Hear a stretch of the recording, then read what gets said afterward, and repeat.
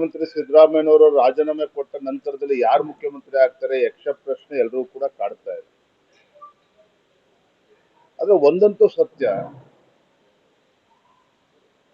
ಕಳೆದ 3 ವರ್ಷದ ಆಡಳಿತ ವೈಖರಿ ಆರ್ಥಿಕ ಸಂಕಷ್ಟ, ಆರ್ಥಿಕ ಹೊರೆ ಯಾಕೆ ಉಂಟಾಗಿದೆ, ಯಾರೇ ಮುಖ್ಯಮಂತ್ರಿ ಆದ್ರೂ ಕೂಡ ಈ ಸುಧಾರಣೆಯನ್ನ ತರೋದಕ್ಕೆ ಸಾಧ್ಯ ಇಲ್ಲ. ಯಾವುದೇ ಕಾರಣಕ್ಕೂ ಅಭಿವೃದ್ಧಿ ಮಾಡೋದಕ್ಕೂ ಸಾಧ್ಯ ಇಲ್ಲ, ಸುಧಾರಣೆಗಳು ತರೋದಕ್ಕೂ ಕೂಡ ಸಾಧ್ಯ ಇಲ್ಲ.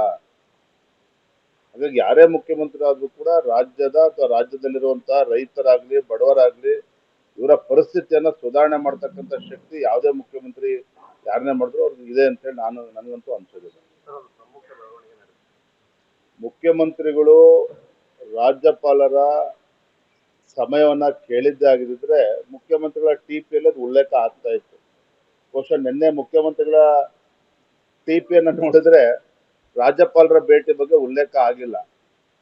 ಎರಡನೇದು, ರಾಜ್ಯಪಾಲರು ಎಲ್ಲಿದ್ದಾರೆ, ಬಾಂಬೆ ಹೋಗಿದ್ದಾರೆ, ನೀವೇನ್ ಹೇಳ್ತಾರೆ ಅದ್ರ ಬಗ್ಗೆ ನನಗೆ ಮಾಹಿತಿ ಇಲ್ಲ, ಅದ್ರ ಬಗ್ಗೆ ನಾನು ಹೇಳೋದಕ್ಕೆ ಸಾಧ್ಯ ಇಲ್ಲ. ಸರ್ಕಾರದ ಬಗ್ಗೆ ವಿಶ್ವಾಸವನ್ನ ಕಳೆದುಕೊಂಡು ಎಷ್ಟೋ ದಿನಗಳಾಗಿದ್ದಾವೆ. ಹಾಗಾಗಿ ಯಾರು ಮುಖ್ಯಮಂತ್ರಿ ಮುಂದೆ ಆಗ್ತಾರೆ, ಯಾವುದು ಕೂಡ ರಾಜ್ಯದ ಪರಿಸ್ಥಿತಿಯನ್ನ ಸುಧಾರಣೆ ಮಾಡ್ತದೆ ಅನ್ನೋ ವಿಶ್ವಾಸ ನಮ್ಗೆ ಯಾರಿಗೂ ಕೂಡ ಇಲ್ಲ, ರಾಜ್ಯದ ಜನತೆಗೂ ಕೂಡ ಇಲ್ಲ. ಮುಖ್ಯಮಂತ್ರಿ ಸಿದ್ದರಾಮಯ್ಯನವರು ರಾಜೀನಾಮೆ ಕೊಟ್ಟ ನಂತರದಲ್ಲಿ ಯಾರು ಮುಖ್ಯಮಂತ್ರಿ ಆಗ್ತಾರೆ ಯಕ್ಷ ಪ್ರಶ್ನೆ ಎಲ್ಲರೂ ಕೂಡ ಕಾಡ್ತಾ ಇದೆ.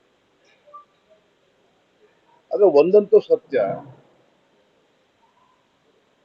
ಕಳೆದ 3 ವರ್ಷದ ಆಡಳಿತ ವೈಖರಿ ಆರ್ಥಿಕ ಸಂಕಷ್ಟ, ಆರ್ಥಿಕ ಹೊರೆ ಯಾಕೆ ಉಂಟಾಗಿದೆ, ಯಾರೇ ಮುಖ್ಯಮಂತ್ರಿ ಆದ್ರೂ ಕೂಡ ಈ ಸುಧಾರಣೆಯನ್ನ ತರೋದಕ್ಕೆ ಸಾಧ್ಯ ಇಲ್ಲ. ಯಾವುದೇ ಕಾರಣಕ್ಕೂ ಅಭಿವೃದ್ಧಿ ಮಾಡೋದಕ್ಕೂ ಸಾಧ್ಯ ಇಲ್ಲ, ಸುಧಾರಣೆಗಳು ತರೋದಕ್ಕೂ ಕೂಡ ಸಾಧ್ಯ ಇಲ್ಲ. ಹಾಗಾಗಿ ಯಾರೇ ಮುಖ್ಯಮಂತ್ರಿ ಆದ್ರೂ ಕೂಡ ರಾಜ್ಯದ ಅಥವಾ ರಾಜ್ಯದಲ್ಲಿರುವಂತಹ ರೈತರಾಗ್ಲಿ, ಬಡವರಾಗ್ಲಿ, ಇವರ ಪರಿಸ್ಥಿತಿಯನ್ನ ಸುಧಾರಣೆ ಮಾಡ್ತಕ್ಕಂಥ ಶಕ್ತಿ ಯಾವುದೇ ಮುಖ್ಯಮಂತ್ರಿ ಯಾರನ್ನೇ ಮಾಡಿದ್ರು ಅವ್ರಿಗೆ ಇದೆ ಅಂತ ಹೇಳಿ ನನಗಂತೂ ಅನ್ಸೋದಿಲ್ಲ.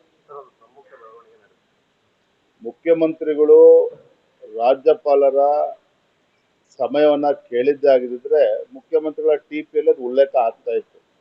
ಬಹುಶಃ ನಿನ್ನೆ ಮುಖ್ಯಮಂತ್ರಿಗಳ ಟಿಪಿಯನ್ನ ನೋಡಿದ್ರೆ ರಾಜ್ಯಪಾಲರ ಭೇಟಿ ಬಗ್ಗೆ ಉಲ್ಲೇಖ ಆಗಿಲ್ಲ.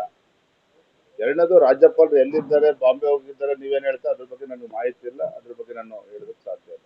ಸರ್ಕಾರದ ಬಗ್ಗೆ ವಿಶ್ವಾಸವನ್ನ ಕಳೆದುಕೊಂಡು ಎಷ್ಟೋ ದಿನಗಳಾಗಿದ್ದಾವೆ.